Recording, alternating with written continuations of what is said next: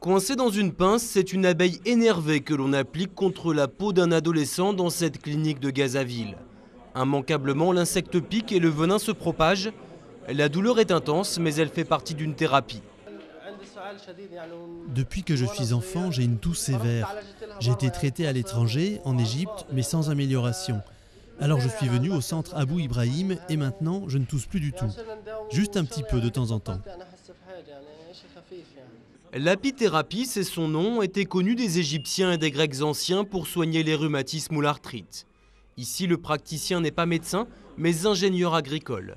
Cela fait 25 ans qu'il a ouvert sa clinique et les patients sont de plus en plus nombreux. Bien sûr, ces derniers temps, le nombre de patients a augmenté.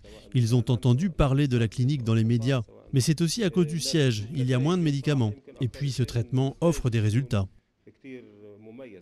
Mais à Gaza, les abeilles pourraient devenir à leur tour une denrée rare. Lors de la dernière guerre, les Israéliens ont détruit de larges parcelles de terre cultivée.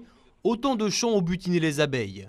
Les apiculteurs de Gaza ont donc déplacé leurs ruches au plus près de la frontière israélienne et de ses fleurs.